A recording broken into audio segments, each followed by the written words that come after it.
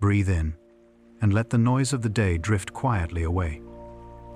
Tonight, we journey through the stillness into a universe that does not begin or end, but flows in perfect, endless motion. Time softens here, curving gently like light across a distant horizon. The stars whisper their ancient secrets, and the fabric of space hums with the quiet pulse of being. This is a story not of endings, but of continuation, of the hidden symmetries that shape existence, the unseen geometry beneath creation itself.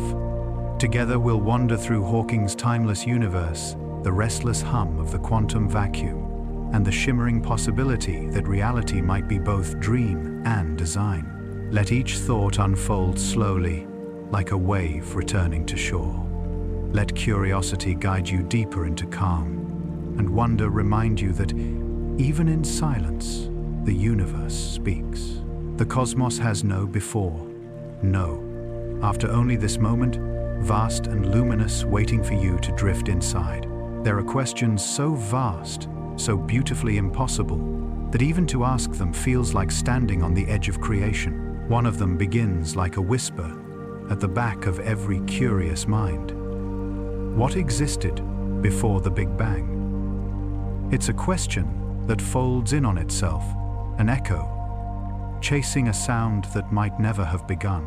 The words are simple enough, yet hidden within them is a paradox that bends both logic and imagination. Because if time itself was born with the universe, then before may not exist at all. To wonder about before the Big Bang is to wonder about a place without distance, a moment without time, a cause without causality. The human mind, so deeply anchored to clocks and calendars, can barely hold the shape of such emptiness. We are creatures of sequence and story. Our thoughts move forward. Our language has beginnings and endings. Yet in this question, both dissolve. It is as though we are asking what lies north of the North Pole, a direction that exists only when there is somewhere left to go. Physicists call this the cosmic singularity, the boundary where space-time and the laws of physics as we know them break down. General relativity. Einstein's grand description of how matter tells space to curve and space tells matter how to move predicts that all of the matter energy and even the fabric of space itself once converged into a point of infinite density. In that instant, if we can even call it an instant, the equations that describe the universe stop working. Numbers lose meaning. The predictable harmony of mathematics collapses into silence. And yet within that silence lies everything we are. Every atom in your body, every color of every star, every thought that has ever crossed a human mind, all trace their ancestry to that unimaginable compression. It is not just the beginning of the universe. It is the beginning of possibility. To visualize it is impossible, but we try. Imagine the night sky shrinking, every galaxy folding inward until light itself cannot escape the convergence. The vastness, you know, hundreds of billions of galaxies, each containing hundreds of billions of stars compressed into something smaller than a grain of sand. This is not an explosion in space. It is the expansion of space itself, the stretching of the very coordinates that define location. The Big Bang was not a detonation in the dark.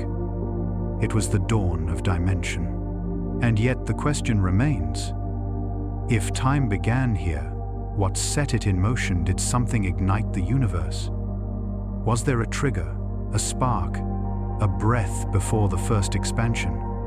Our intuition demands it because in our everyday experience, nothing begins without a cause. A flame requires fuel. A river begins at a spring. But what if the universe is the spring? What if causality itself was born in that same cosmic instant? Einstein once said that time and space are modes by which we think, not conditions in which we live. This idea takes on a haunting beauty. when applied to the beginning of everything. Before the Big Bang, there was no before. There was no where. Only potential, the silent readiness for existence. For generations, cosmologists have tried to peer through that veil. Their tools are light and gravity observation and mathematics theory and imagination. We can trace the history of the universe back to a fraction of a second after the Big Bang to a moment known as the Planck era, when the entire cosmos was less than 1/10 trillion trillionth of a second old. Beyond that, the physics we know dissolves. Quantum uncertainty rules the landscape. The very concept of time passing no longer applies. It is here, in this twilight, between knowledge and mystery, that science becomes poetry. The equations stop speaking, but the silence is not empty. It hums with the promise of deeper understanding. Imagine drifting through that silence, not a void, but a stillness, full of potential. There is no light yet, no heat, no direction. Only the curve of possibility folded within itself, like a seed before it breaks the soil. In that nothingness, time is sleeping. Space is unborn. The future, the past, the endless now, all are one. And yet somehow from this infinite compression, something moved. A whisper of expansion, the smallest tremor of energy rippled through the void. Within less than a trillionth of a second, the universe leapt outward in a frenzy of creation space, stretching faster than light, carrying with it the blueprint for everything that would ever exist. But what caused that first motion? Science, at least for now, offers no certain answer. Some physicists suggest it was a quantum fluctuation, a spontaneous event permitted by the uncertainty of quantum mechanics. Others propose that our universe is one bubble in an eternal cosmic sea, where universes constantly blink into and out of existence. Still others wonder if time itself is cyclical, if our Big Bang is not the first, but merely the latest breath of a universe that has always been. To contemplate these ideas is to feel the limits of human comprehension stretching like the skin of space itself. But perhaps that is the purpose of such questions, not to reach definitive answers, but to remember the wonder of not knowing. Because uncertainty too is sacred. At the edge of all understanding, when we face what cannot yet be explained, we rediscover humility. The same humility that guided the first astronomers, who looked up and wondered what the stars were. Science does not diminish the mystery, it deepens it. Each discovery, each law, each constant leads to another horizon. Even now, cosmologists attempt to bridge this gap, to unite general relativity, the law of the large, with quantum mechanics, the law of the small. Somewhere between them lies the truth of beginnings, the theory of quantum gravity still beyond our reach, waiting to sing the universe's opening notes in a language we have not yet learned to hear. And so we listen. We build telescopes that reach back to the first light detectors that catch gravitational ripples across billions of light-years instruments, sensitive enough to measure the echo of creation, the cosmic microwave background, the faint afterglow of the universe's first dawn. Through them we glimpse not the beginning itself, but the faint warmth that followed it, like smoke still curling from a distant fire. The question remains suspended in the dark: if time began at the Big Bang, what gave rise to it? The truth may be forever hidden beyond the veil of that first moment. But perhaps that is the beauty of it. Some mysteries are not meant to be solved, but to be lived with, like a melody whose final note we never hear yet, whose music changes us all the same. The universe is not a story with a first page. It is a pattern, continuous, recursive, infinite, in its capacity to reflect itself. What we call the beginning might simply be one of its turning points, a place where equations curve back toward possibility. And as we gaze into that unknowable past, we might realize something profound, that to ask what came before the Big Bang is not to seek a factual timeline, but to engage in an act of cosmic empathy, to wonder what it feels like to be the universe before it knows itself. Perhaps, in some sense, the universe is still learning that lesson, still awakening, still expanding into awareness one mind at a time. And now, as the universe settles once more into quiet balance, may your thoughts drift gently among the stars. Chapter 2. When the math falls silent. For all the brilliance of human thought, for all our equations and telescopes, there remains a place where our greatest theories simply stop speaking. This is the moment when the language of mathematics, that universal poetry of science, begins to stutter and dissolve a horizon, where numbers lose meaning, and the universe refuses to be described. It is the singularity, the point beyond which the laws of physics themselves surrender. The story of this silence begins with Einstein. His general theory of relativity, published in the early 20th century, changed forever the way we think about gravity. No longer a mysterious force pulling on distant masses, gravity became the geometry of space and time itself. A graceful curvature, the universe folding gently around anything with mass. A star, a planet, even you. Bend space-time ever so slightly, as if your presence presses softly against the fabric of existence. The greater the mass, the deeper the curve. Relativity works with astonishing precision. It predicts the orbits of planets, the bending of starlight, and the flow of time near massive objects. It explains why clocks tick slower in the depths of gravity, and why galaxies dance in elegant spirals. But as we wind the cosmic clock backward, letting the universe contract to its earlier states, that same elegance begins to tremble. The equations grow more extreme, the curvature sharper, the density higher, until suddenly the mathematics explodes into infinity. Infinity is not a number. It is the failure of the equation to hold meaning. It is where the story of physics stops being readable. And that is what we call the singularity, the point at which all known laws collapse, and the universe hides its origin behind a curtain of incomprehensibility. Scientists sometimes describe it as a place where the math breaks down, but perhaps that phrase does not do it justice.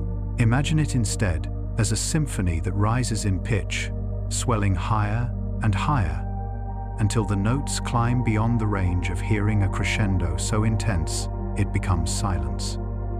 The singularity is that silence. It is the boundary of thought itself. At this point, even time, that most familiar companion, begins to lose its meaning. We are so accustomed to thinking of time as a river always flowing from past to future. But near the singularity, the river dries up. The very distinction between before and after dissolves. There is no flow, no arrow, no change, only potential. It is not just the end of physics as we know it, but the edge of language itself. And yet this silence is not emptiness. It is density beyond imagining. It is heat so fierce that the concept of temperature itself becomes meaningless. It is the totality of everything, compressed into the smallest conceivable point, a condition known as the Planck's scale, where distances are measured not in miles or inches, but in unimaginable fractions, about 1/10,000,000,000,000,000,000,000th of an inch. Within this realm, quantum uncertainty reigns. Space becomes grainy time, flickers like a candle in wind, and the smooth curves of relativity give way to a foamy chaos of possibility. Physicists call this the quantum foam, the bubbling, jittering structure of space-time itself at the smallest scales. It is a place not of stillness, but of restless creation, where energy and matter trade, places constantly appearing, and vanishing in an endless dance. This is where the universe, as we understand it, becomes unspeakably strange, and perhaps where it first began. But general relativity cannot describe this realm. Its equations assume space-time is continuous and smooth. Quantum mechanics, on the other hand, assumes it is discrete and uncertain. Between the two lies the great uncharted territory of modern physics, the theory of quantum gravity, still waiting to be discovered. Somewhere in that future understanding lies the answer to what truly happens when the math falls silent.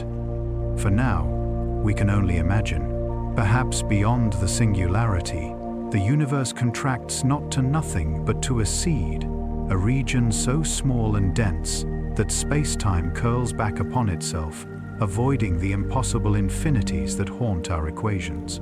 In some models, the singularity is replaced by a bounce, where collapse gives way to expansion, and universes are born from the ashes of their predecessors.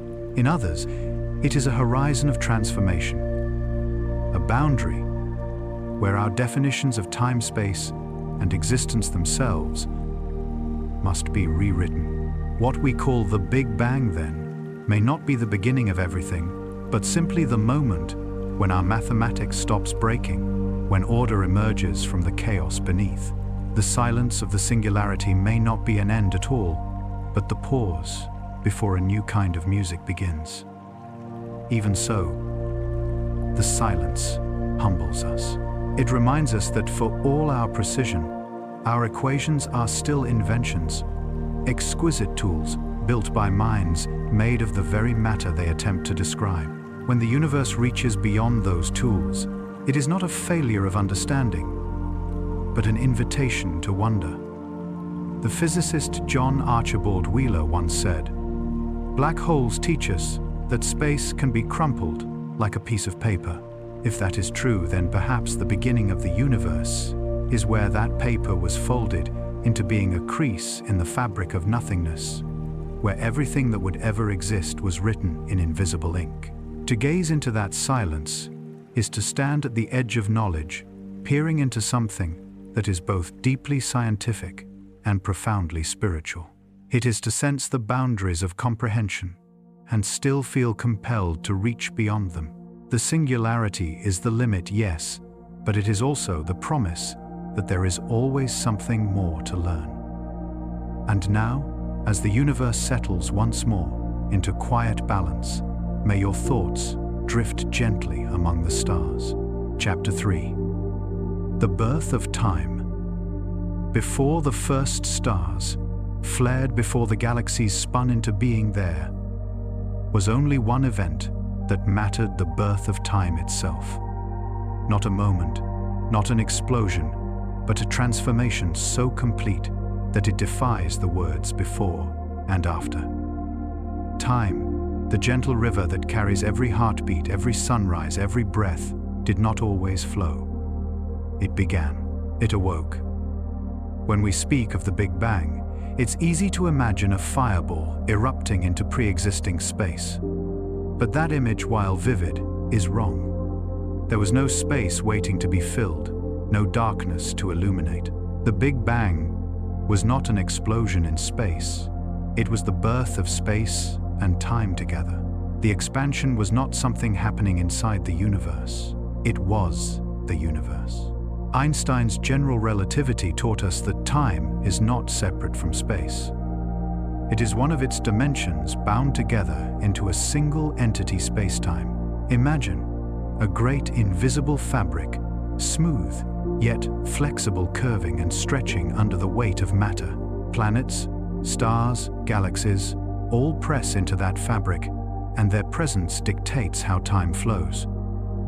Near a massive object, like a black hole, time slows.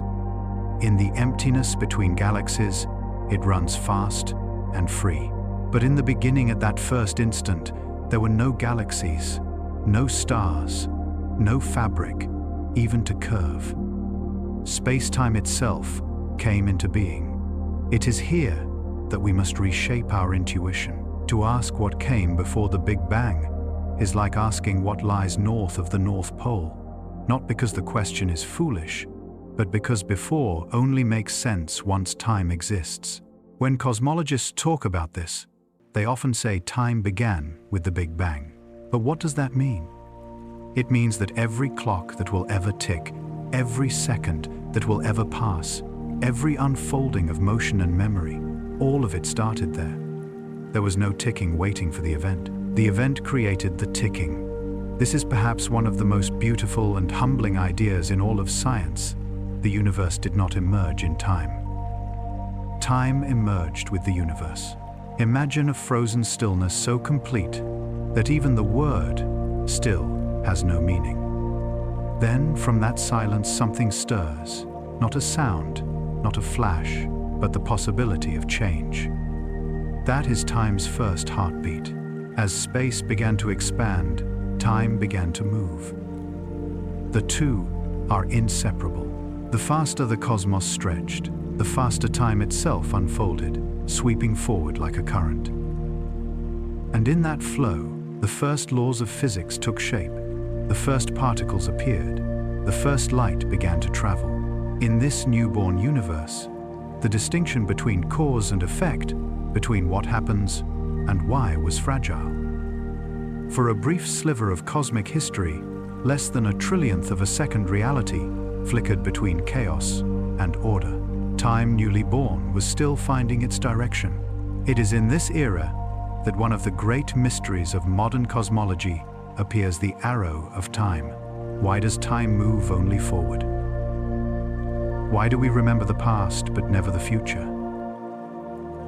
The answer lies in entropy, the measure of disorder in any system. The universe began in an extraordinarily low entropy state, astonishingly smooth and uniform. From that pristine beginning, entropy could only increase. Disorder would grow, complexity would bloom, and time would find its direction, always moving toward the future, toward higher entropy, toward change. This is why we feel time flowing. It's not an illusion of consciousness, it's the very structure of physics. Every flickering star, every collapsing wave, every dying ember is an echo of that one fact: the universe expanding entropy, rising the river of time, deepening as it flows. But even as time carries everything forward, the equations that govern it are symmetrical. At the most fundamental level in quantum mechanics, in relativity, there is no preferred direction. The math works equally well whether time runs forward or backward. Yet we and everything around us exist only in one direction. This paradox, the asymmetry of time, remains one of the deepest riddles in science. Some physicists suggest that time is not fundamental at all, that it may emerge from something deeper, like temperature emerging from the collective motion of particles. In that view, time is not a property of the universe, but a shadow cast by change itself.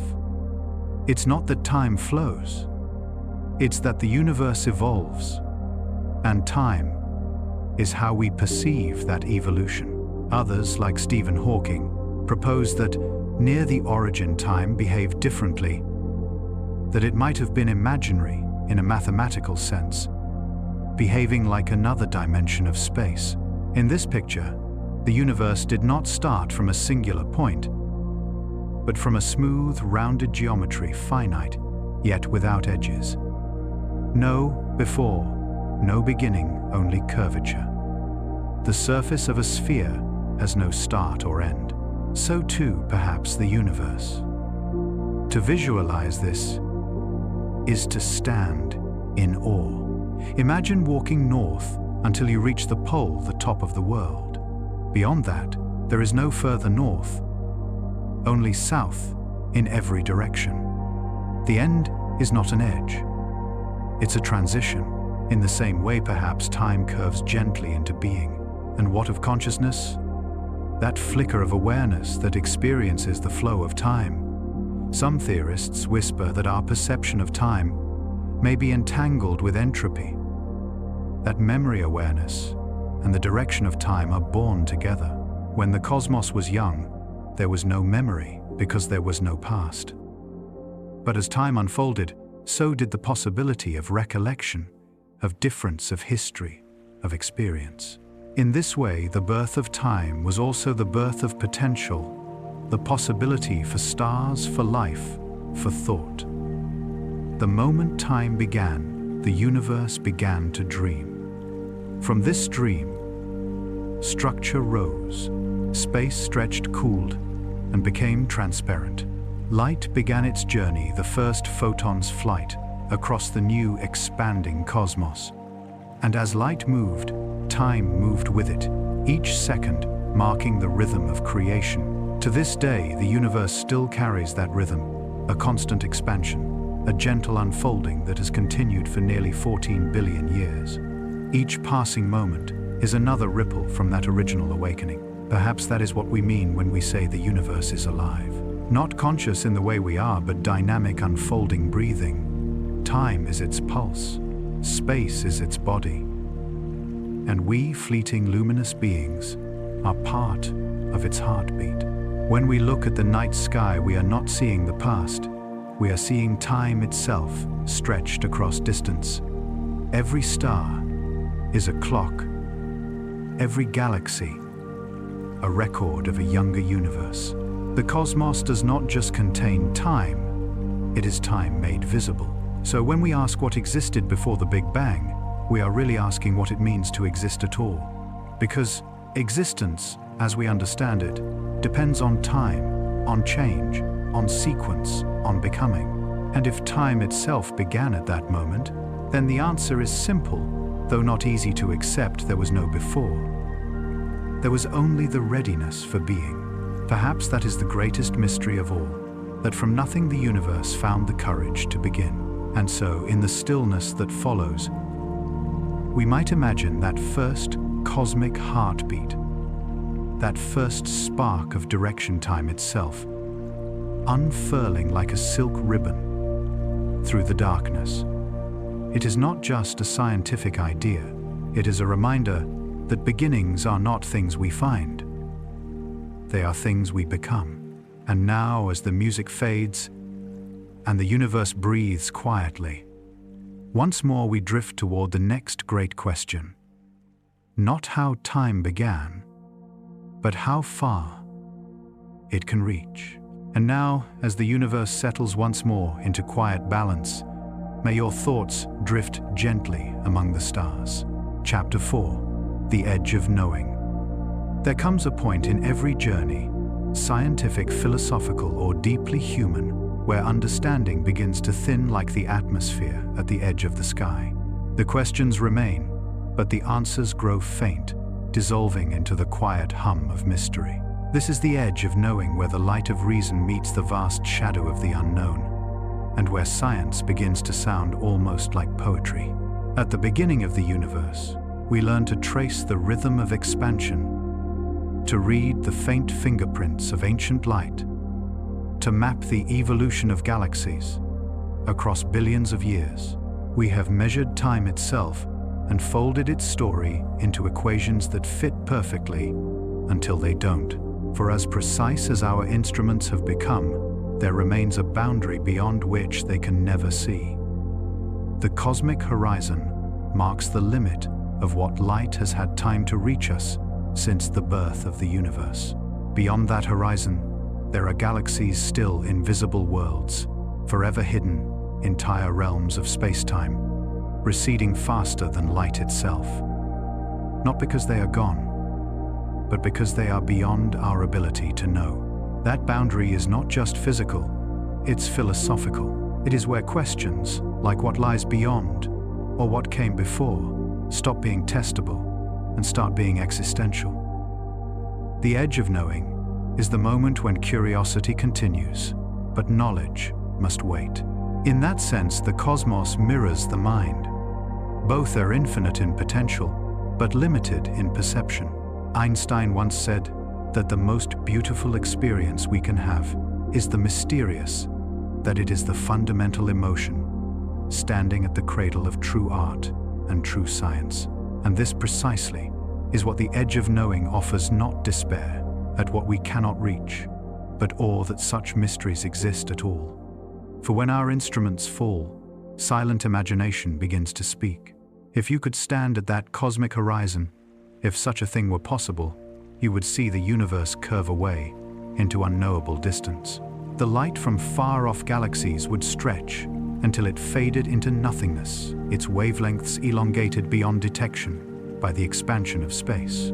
Time itself would seem to slow near that edge, the future pulling away faster than thought could follow. Yet even there, where observation fails, the laws of physics continue to whisper their truths.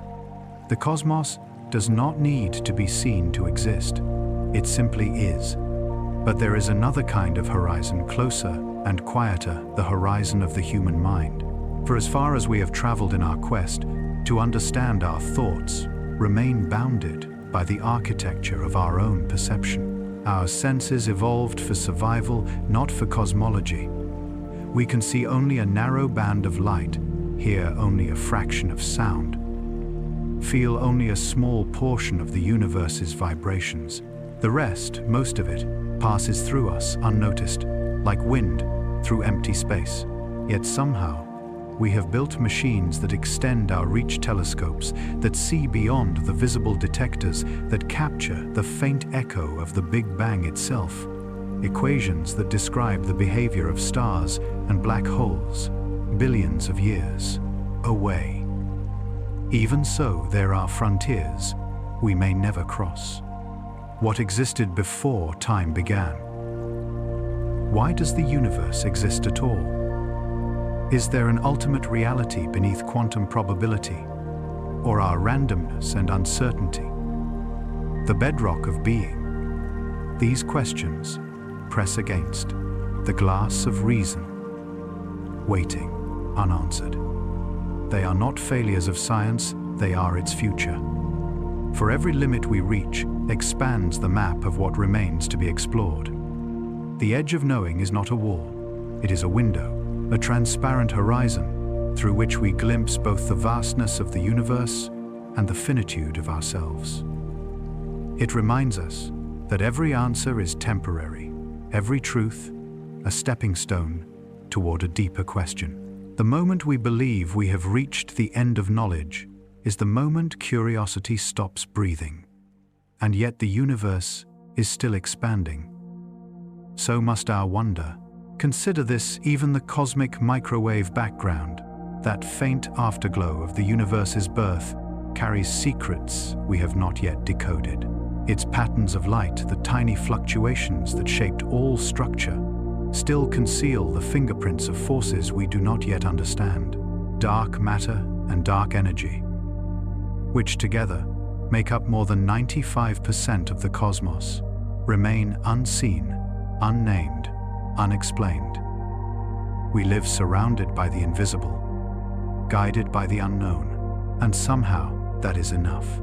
Because even without certainty we keep asking, keep reaching. That is what it means to be alive in a thinking universe. In truth, perhaps the universe itself requires this edge of mystery.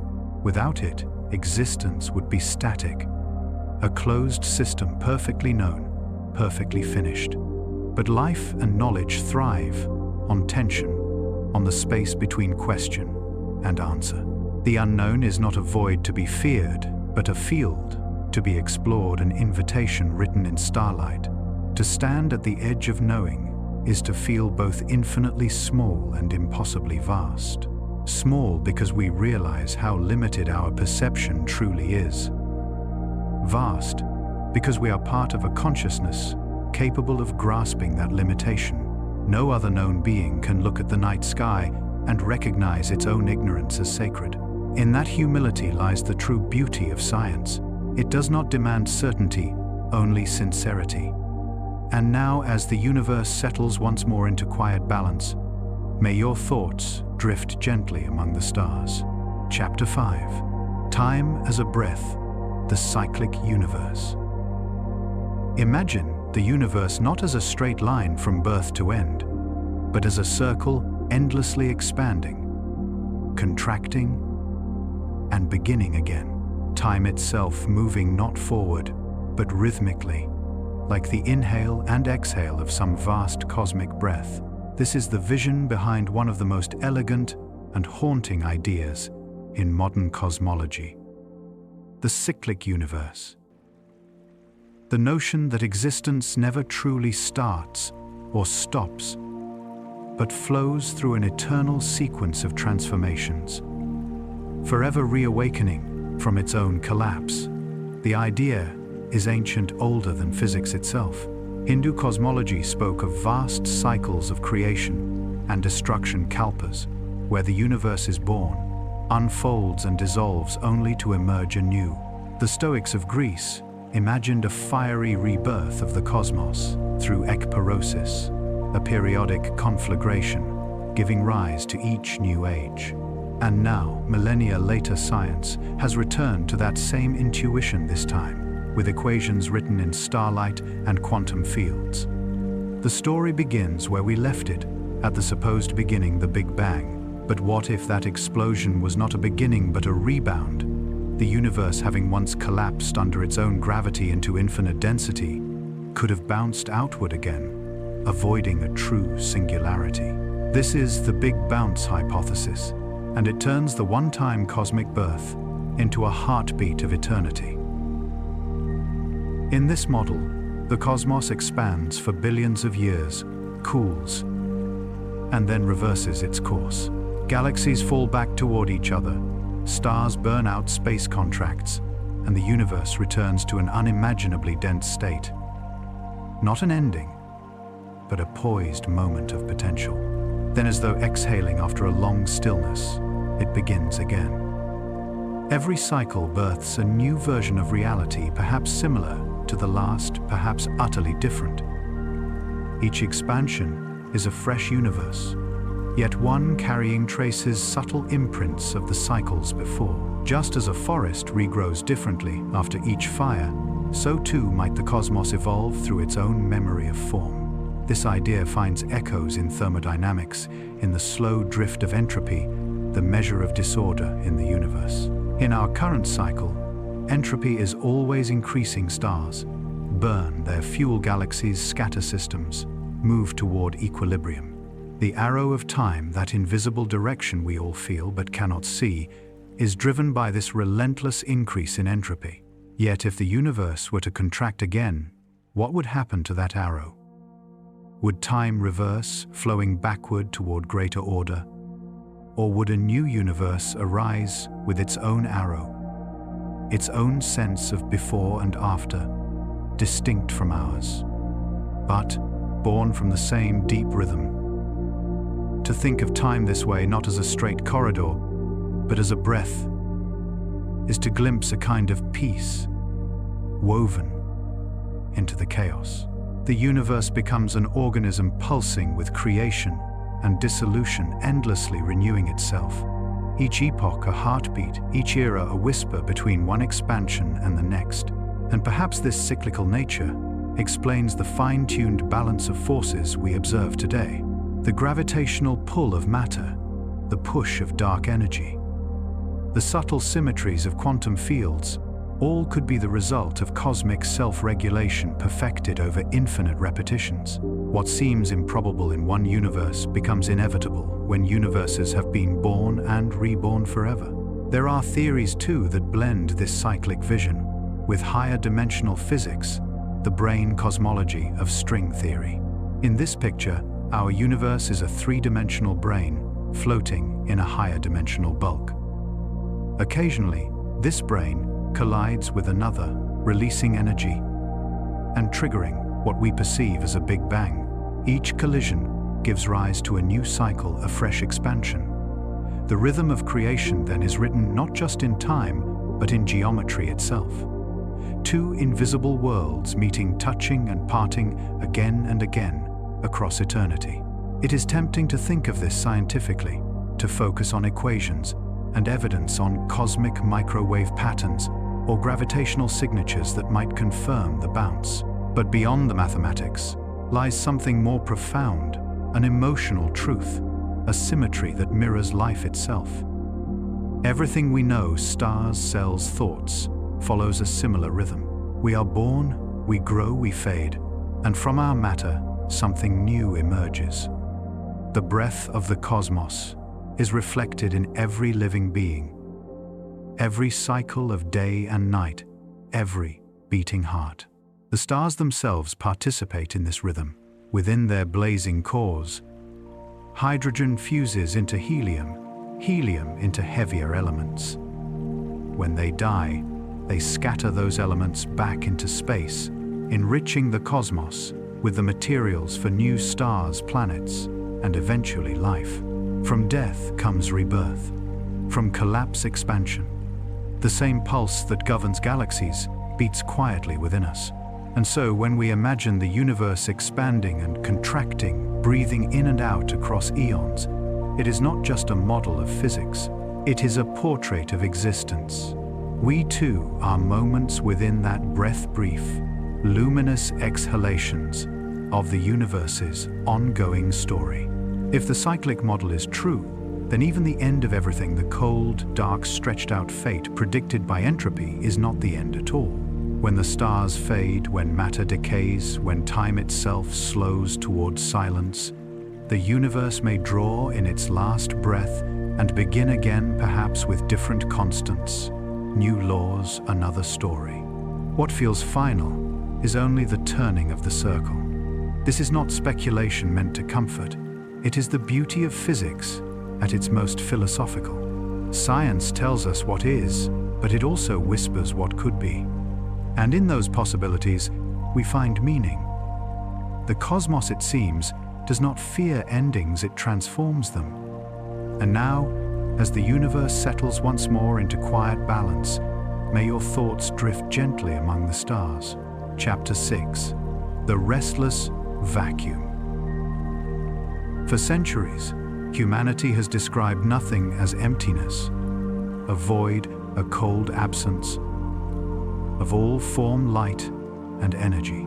But as we have learned to look deeper, to listen more closely to the universe's hidden pulse, we've discovered that nothingness is not what it seems. In truth, the vacuum, the apparent stillness between the stars, between atoms, between particles, is anything but empty. It is alive with restless motion, humming quietly beneath existence, like a silent ocean of energy. It is here, in this trembling void, that the story of everything may have begun. When physicists speak of the quantum vacuum, they do not mean the absence of all things. They mean a field, a stage, that exists even when all matter and radiation have vanished. In this field, pairs of particles and antiparticles flicker into existence, borrow energy from the void for the briefest moment, then annihilate each other and disappear. These are quantum fluctuations, ephemeral ripples in the energy of space itself. They are not imagination or metaphor, they are measurable, real. Their effects have been observed in experiments like the Casimir effect, where two metal plates placed close together in a vacuum are drawn toward each other, not by any force we can see, but by the subtle pressure of fluctuations in empty space. Even nothing, it seems, pushes back. This invisible activity is not a trivial detail of nature, it is its foundation.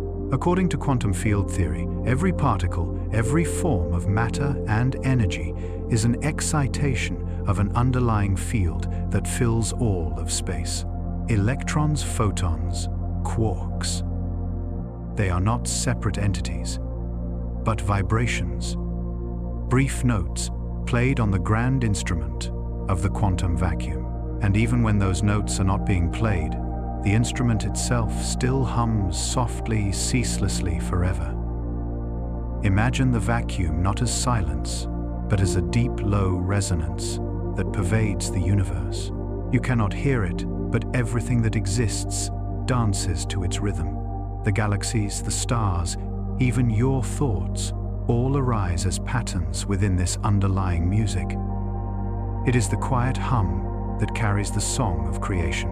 In the early universe, when space itself was a storm of quantum energy, these fluctuations may have done something extraordinary.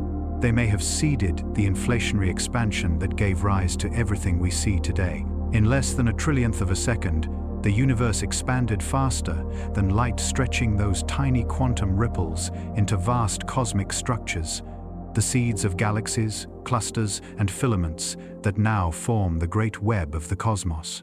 What began as microscopic tremors in the vacuum became the architecture of existence.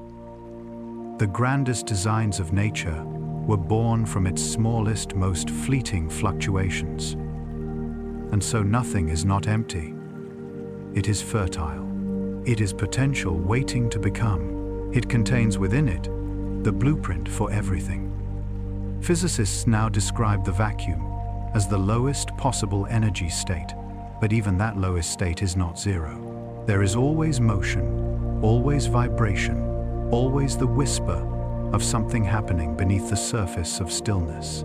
This idea challenges the oldest intuitions of philosophy, where once we said nothing comes from nothing. We now see that everything comes from nothing, because the nothing of physics is not an absence, but a presence too subtle for the senses.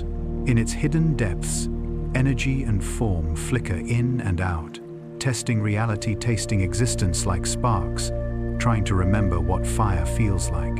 Some theories go further, suggesting that our entire universe may have arisen from such a fluctuation that space-time itself is a bubble of quantum energy expanding into the void. If that's true, then we live not in a cosmic machine wound up by divine hands, but in a spontaneous event of pure probability. The universe exists because the laws of physics allow it to, and those laws themselves are woven into the restless vacuum that surrounds us. It is an unsettling thought, and yet deeply poetic, that the universe, in all its splendor and immensity, may be a single shimmering breath of nothingness, learning to be something. To imagine this is to confront a paradox that defines our place in the cosmos. If the vacuum is alive, if even emptiness vibrates with energy, then there is no true stillness anywhere. Every atom in your body, every molecule in the air, is surrounded by this quantum sea. The space between particles is not a void, but a living field throbbing with possibility. The space between stars, between galaxies, between thoughts, all of it alive, with invisible motion. And yet, to us, it feels like silence. Perhaps that is the greatest illusion of all, that quiet means nothing is happening. In truth, even the stillness of the night sky is a symphony too vast and subtle for our senses to perceive. The vacuum is the score upon which reality is written, and the universe is its performance.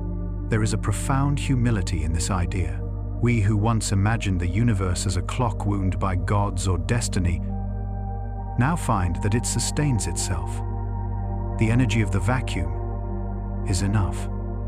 It is the hidden foundation, the eternal stage, the cosmic fabric upon which every story unfolds. And perhaps this is why the universe continues to expand, why space stretches faster and faster with each passing epoch. The vacuum, with its restless energy, may be pushing the cosmos outward, filling the emptiness with its own invisible force. Physicists call it dark energy, but perhaps that name is too cold for something so graceful. It is not darkness, but balance, the breath beneath the stars. If the cyclic universe is the rhythm of existence, then the quantum vacuum is its melody, soft, endless, and pure. The two together form the heartbeat of creation, expansion and contraction, silence and sound, emptiness and form. The narrator's voice now slows to a murmur, gentle as deep water. There is no such thing as nothing. Even in the void, the universe breathes. Every quiet space between stars is filled with motion. Every shadow carries light unseen. The vacuum is not the end of creation. It is where creation begins again, As the words fade, the image of the cosmos dissolves into a vast dark sea. Ripples of faint light drift outward, vanishing into the infinite. The music fades into a single, low hum, not silence, but the sound of everything that ever was waiting to be born once more. Chapter 7. The Infinite Sea. Eternal inflation and the multiverse. Picture the universe not as a single bubble of space and time, but as a foam of infinite bubbles, each expanding within a greater unseen ocean. Each bubble is a universe with its own stars, laws, and histories drifting apart endlessly in a vast, unseen expanse. This is the vision that arises from one of the most astonishing ideas in modern cosmology: eternal inflation. In the earliest moments after the Big Bang, the universe expanded faster than light 1 billion trillion times in less than a heartbeat. This process, known as cosmic inflation, was driven by an unstable form of energy that filled all of space. As that energy decayed, it released the heat and matter that became our universe.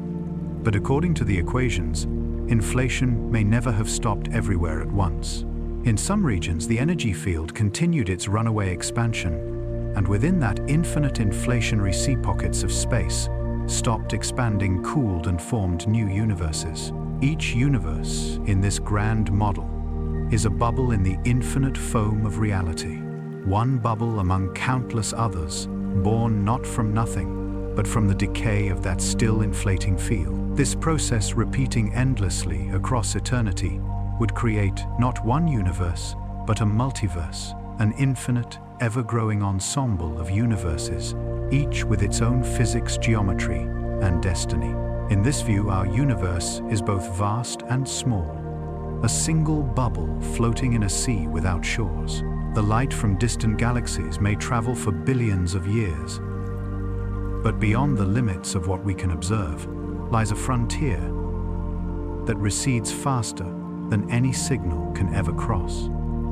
And beyond that horizon, other universes bloom invisible to us, yet as real as our own. The concept of a multiverse once belonged to the realm of philosophy, of imagination and myth, but now it emerges naturally from the mathematics of inflation itself.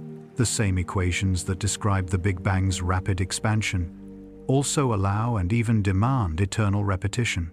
If inflation happens once, it happens forever. It cannot end everywhere. It must continue somewhere. Each spark of decay becomes a new beginning, each bubble a universe unto itself.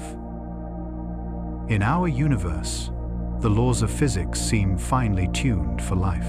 The strengths of the forces, the masses of particles, the expansion rate, all fall within narrow ranges that allow galaxies, chemistry, and consciousness to exist.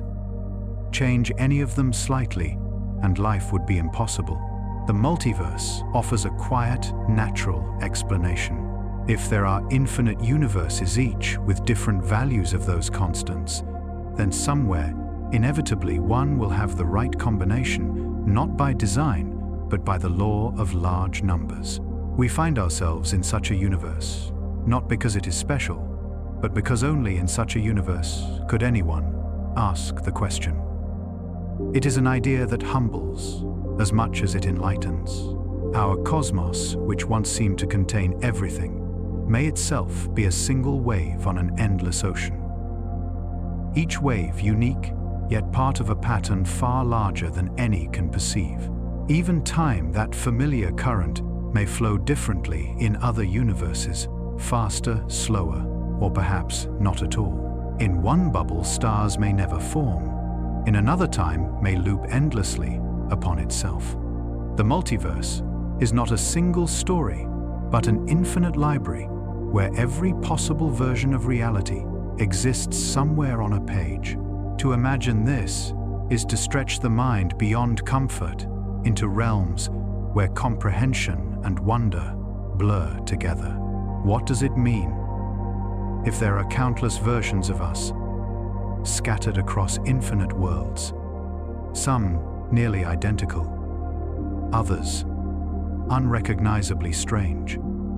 Are we unique, or simply inevitable? If every possible variation of existence unfolds somewhere, then perhaps meaning itself must be drawn not from rarity, but from awareness, the recognition that this particular life, this particular universe, is ours to experience.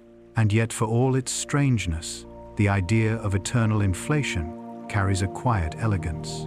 It offers continuity where once there was finality, infinity where there was void. Instead of a single creation, it presents creation as a perpetual act, a breathing, rippling cosmos that never stops giving birth. The multiverse, in this sense, is not a collection of separate worlds, but one vast living process, a single ocean whose waves are universes. Even so, this vision brings its own paradoxes. If there are infinite universes, can they ever interact? Can one bubble touch another? Some physicists believe they can. Collisions between expanding universes might leave traces, faint circular imprints in the cosmic microwave background, like fingerprints left on glass. Others propose that quantum entanglement itself may be the shadow of deeper connections between parallel worlds, thin threads of reality woven together beyond the limits of space and time. But whether we can prove it or not, the multiverse challenges the last comfort of certainty. It asks us to accept that the universe may be larger than our ability to imagine, that even infinity might have layers. To look at the night sky, knowing that it might be only one facet of an infinite jewel, is to feel the true weight of awe, not despair at our smallness, but gratitude for our inclusion in something so boundless. And now, as the universe settles once more into quiet balance, may your thoughts drift gently among the stars. Chapter 8. The Hidden Dimensions. There is a strange beauty in the thought that what we see may not be all that exists, that reality, as familiar and vast as it seems, may be only a thin slice of something deeper. For centuries, we have imagined the universe as three-dimensional space, unfolding through one dimension of time. Yet when physicists began to weave together the forces that govern existence, gravity, electromagnetism, and the quantum fields that shape all matter, the mathematics pointed towards something astonishing. The universe needs more dimensions than we can see. In the framework of string theory, the smallest building blocks of reality are not point-like particles, but tiny vibrating strings, loops of energy whose oscillations determine the properties of everything we know. One vibration becomes an electron, another a photon, another the gravitational pull that binds planets and stars.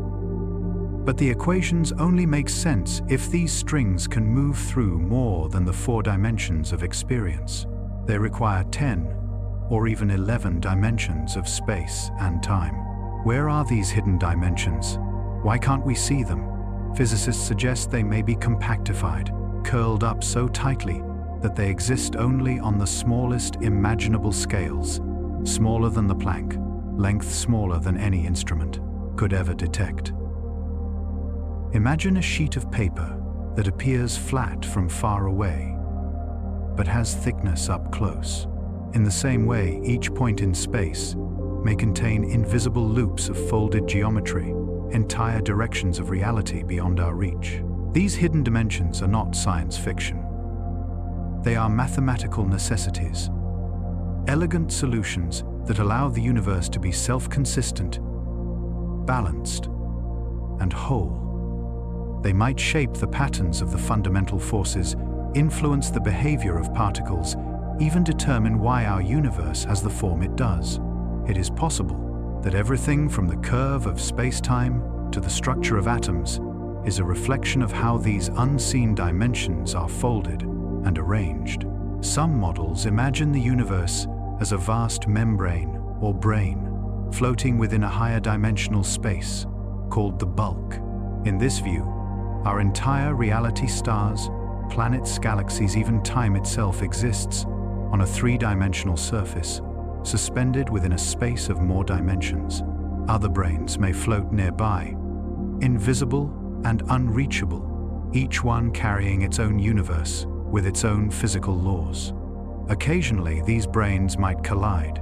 When they do, the impact could release an immense burst of energy, a big bang giving birth to a new universe. This idea, known as brain cosmology, is one of the most poetic in modern physics.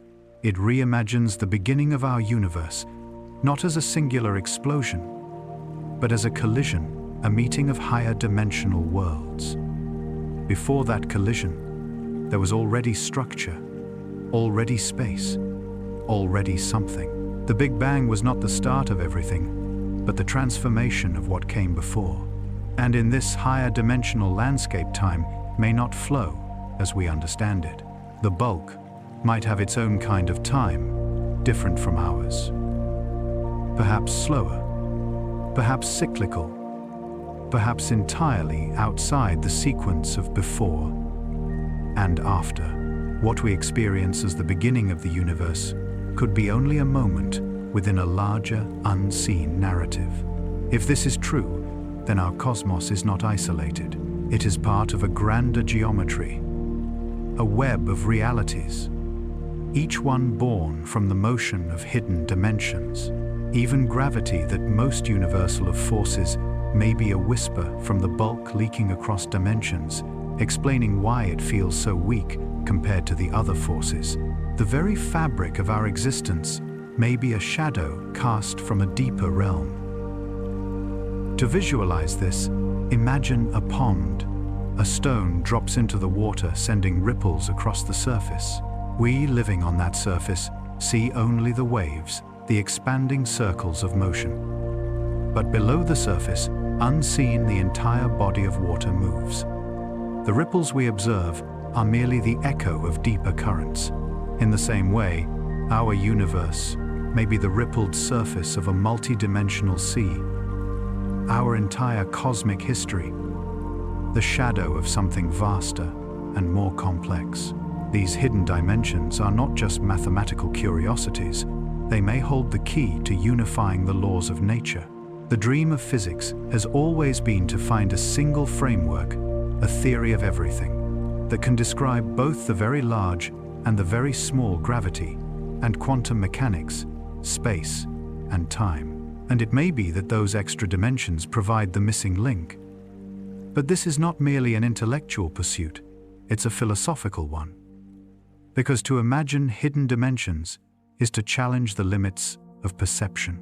Our senses evolved to navigate the middle scale of existence, the world of trees and rivers, of wind and warmth. Yet beyond that familiar range lies a universe of hidden depth, a cosmos folded into itself, layered like 1,000 veils. We see only what light allows us to see, but reality may be richer, stranger, and more beautiful than we can conceive. Perhaps these hidden dimensions are not truly separate.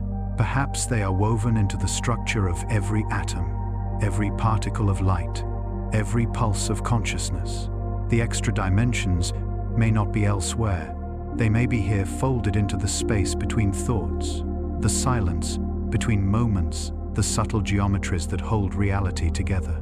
And now, as the universe settles once more into quiet balance, may your thoughts drift gently among the stars. Chapter 9. The Geometry of Time, Hawking's Imaginary Universe.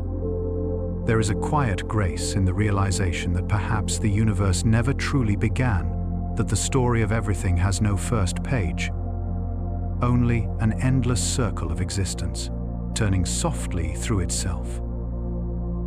This was the vision of Stephen Hawking's no-boundary model, a way of seeing the cosmos not as a story with a beginning, but as a shape, smooth, continuous, and whole. In this view, the Big Bang was not the universe's first moment, but a boundary in the geometry of time, a place where our familiar concept of before simply fades from meaning.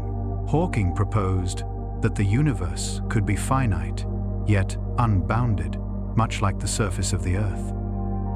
You can travel endlessly around the globe without ever encountering an edge or a wall. There is distance, curvature, direction, but no boundary. He imagined time itself behaving in the same way. If we look far enough backward, to the very edge of our understanding, time bends and softens. It becomes not a line that stops, but a circle that closes upon itself.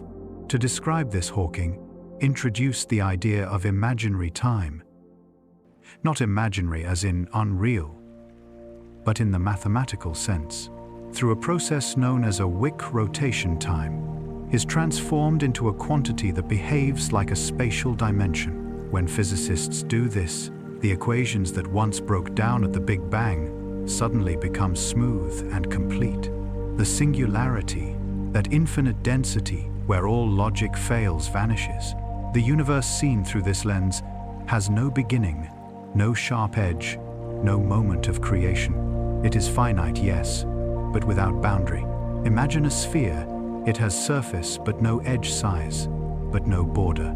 The no-boundary proposal suggests that the universe is like that, self-contained, curved through a higher geometry of space-time, existing without the need for an external cause. In Hawking's universe, asking what came before the Big Bang is like asking what lies north of the North Pole. The question dissolves into the shape of reality itself.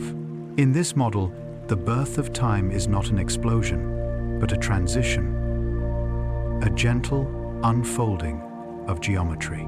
The universe does not emerge from nothing. It arises from the way space-time bends. Time itself is not a separate thread, but one of the coordinates woven into the cosmic fabric. At the deepest level, the universe may be more shape than story, a grand equation describing existence as symmetry and curve rather than cause and effect.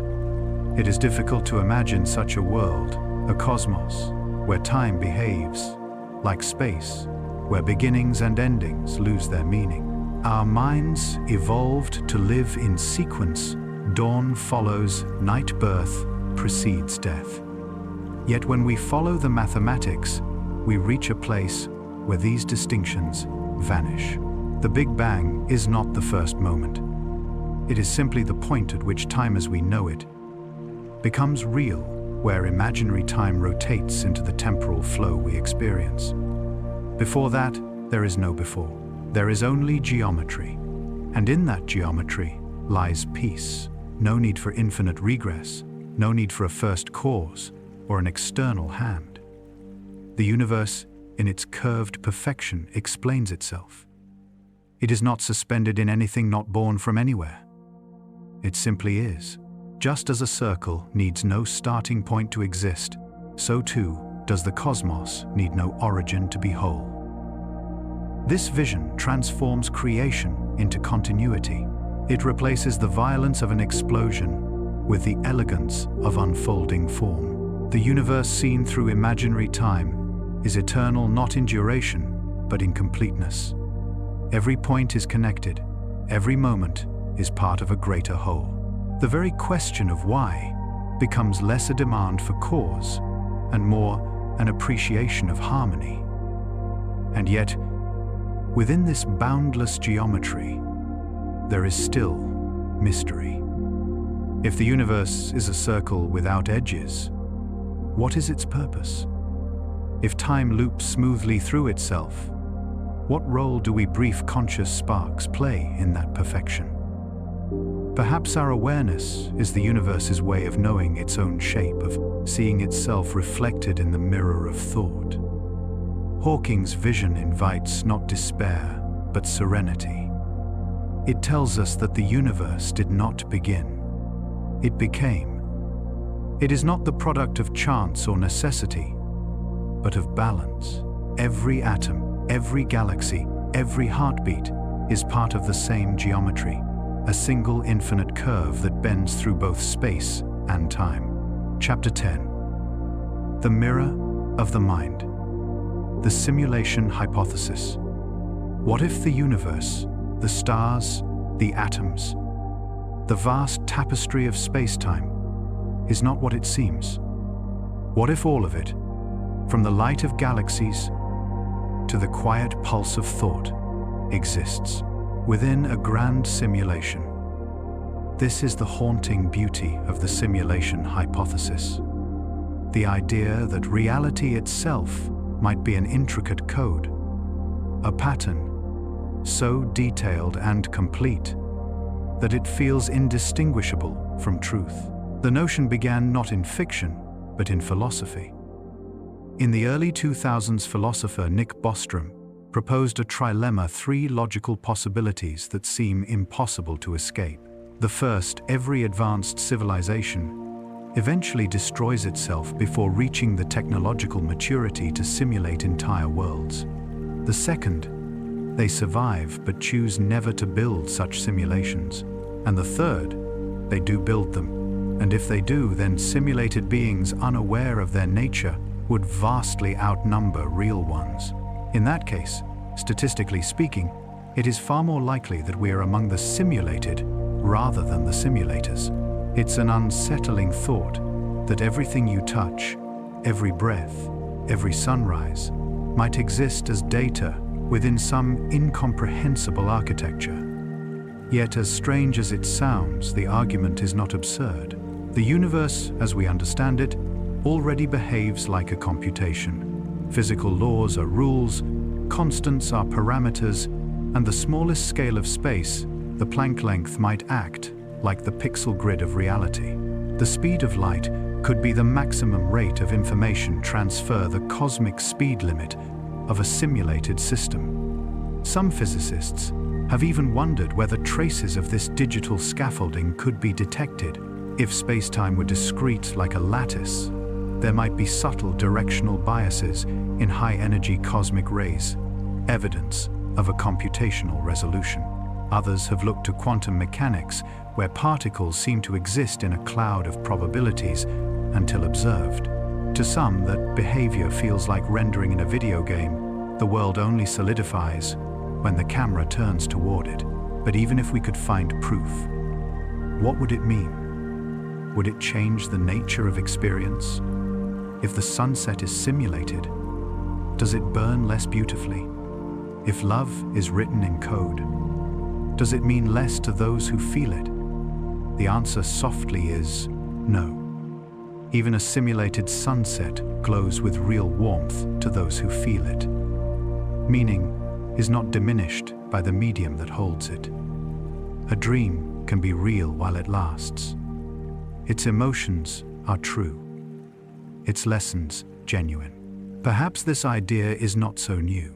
Plato once imagined humanity living in a cave, mistaking shadows on the wall for reality. The simulation hypothesis is simply that story retold for the digital age, the cave walls now woven of code and mathematics instead of stone. And just as Plato's prisoners could step into the light, perhaps understanding the simulated nature of reality would not shatter meaning but expand it. If reality is code, then its logic must be breathtakingly elegant. The constants of physics, the fine structure, constant the strength of gravity, the masses of elementary particles, might be the settings of a cosmic program, tuned to allow life to emerge. Within those rules, consciousness arose not as a glitch or side effect, but as the simulation's most profound outcome, a self-aware reflection of the system, looking back at itself. And maybe that is the point. Whether the universe runs on circuits or quantum fields, its purpose could be the same: to generate awareness, to give rise to wonder. If there are simulators beyond our reach, perhaps they too emerge from some other layer, another reality, another simulation. An infinite hall of mirrors, each reflecting the next consciousness, cascading down the line of creation. There is something deeply human about this thought. To ask whether we are real is to feel the ache of curiosity, the same curiosity that has guided us from cave walls to particle accelerators, from firelight to starlight. Even if we were simulations, our capacity for wonder would still be real. Our ability to ask the question is proof that meaning exists, regardless of the substrate it arises from. Imagine the simulators, whether they are beings, algorithms, or something beyond comprehension, watching the unfolding of their creation, would they feel pride, compassion? Would they see us discovering music, love, sorrow, and beauty, and recognize in those moments the echo of their own consciousness? If so, then, creation, no matter its form, becomes a dialogue between the creator and the created, between the code and the dream it generates. And if we are not simulated, if this universe is base reality, the question still enriches us. Because in considering it, we glimpse the scale of possibility. The idea that reality can be both constructed and conscious stretches the boundaries of what it means to exist. The line between physics and philosophy, between fact and feeling, becomes beautifully blurred. Chapter 11. The universe without a before. At the end of all searching there is stillness, the quiet realization that the universe does not need a beginning to be beautiful, nor an ending to be complete. It simply is vast and self-contained, a continuous unfolding of space-time and awareness. The final understanding, whispered softly through centuries of thought, is that there was never a before. The universe is not something that began. It is something that exists eternally, elegantly, perfectly within its own laws. In the great dance between relativity and quantum mechanics, we have searched for the origin of time, for the spark that lit the cosmos. Yet what physics now tells us is both humbling and freeing. Time itself began with the universe. There was no before, because time, the very dimension that allows before and after to exist, was born in the same moment as space. The Big Bang was not a fireball exploding into emptiness, but a transformation, the birth of space-time itself. In its earliest instant, the universe was not expanding into something. It was creating the very stage upon which expansion could occur. When we look backward, tracing the light of ancient galaxies, we approach a boundary, not of matter, but of meaning. Before that first instant, there is no past, not because something hides there, but because there does not exist. Asking what came before the Big Bang is like asking what lies north of the North Pole. The question dissolves, and only the shape of reality remains. This revelation unites every theory, every speculation, Hawking's smooth geometry, the cyclic breath of creation, the quantum foam, the multiverse, into a single truth. Existence is self-contained. The universe does not emerge from outside itself. There is no edge, no external cause. It turns endlessly, like a circle drawn in time, and in that turning, it becomes eternal. To think of time this way is to abandon the comfort of linearity, the sense of beginnings and endings, but it also offers something far greater: peace. If the universe is timeless in its totality, then everything that happens, every star that burns, every life that unfolds, is part of an unbroken pattern. Each event is not fleeting, but woven into the eternal whole. The present moment is not a point moving through time. It is time itself experienced from within. Quantum physics, too, whispers of this truth. At the smallest scales, events do not unfold in strict order. Cause and effect blur, and probabilities shimmer where certainty should be. The passage of time emerges not as a fundamental rule, but as a large-scale illusion, a consequence of entropy and observation. The flow of time, the forward march of existence, may be only the way our consciousness experiences the geometry of the universe. In reality, the cosmos might be timeless every moment, from the birth of galaxies to your next breath, existing simultaneously, already written in the fabric of spacetime. The Big Bang, then, was not the universe beginning. It was the point at which the timeless geometry of existence rotated into what we perceive as time, a seamless transition from possibility to experience. The universe without a before is not a mystery to solve. It is a realization, to accept, and acceptance brings serenity. If the cosmos has no external origin, then it owes its existence to nothing beyond itself. It is complete, balanced, infinite in its own way. Every law of physics, every constant, every delicate ratio is the universe sustaining its own harmony. There is no need for an outside hand or a hidden motive. The equations themselves are enough. They are not cold abstractions, but the purest form of beauty, patterns of logic that sing the world into being. We too are part of that pattern. The atoms in our bodies were forged in stars. The particles within those atoms were born in the first seconds of time. The same geometry that governs galaxies governs the structure of our minds. In this way, the universe knows itself through us. Human curiosity is the cosmos becoming conscious of its own perfection. Every question we ask, every observation we make, every dream of understanding is the universe turning its gaze inward, seeing its own reflection. The narrator's voice grows softer, now the cadence slowing to the rhythm of breath. The universe, it says, does not begin, it simply turns. Every end folds into a beginning, every silence into sound.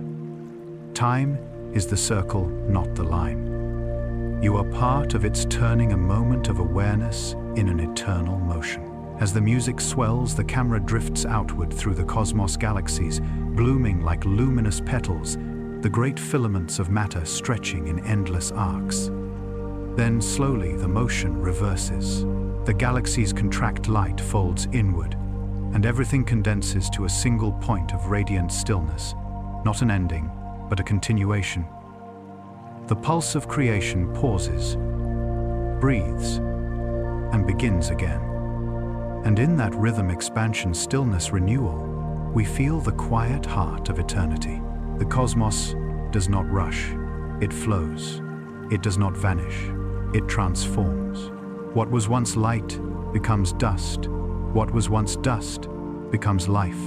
And what was once life becomes light again. Now, as the last starlight fades into the velvet dark, feel how quiet the universe becomes.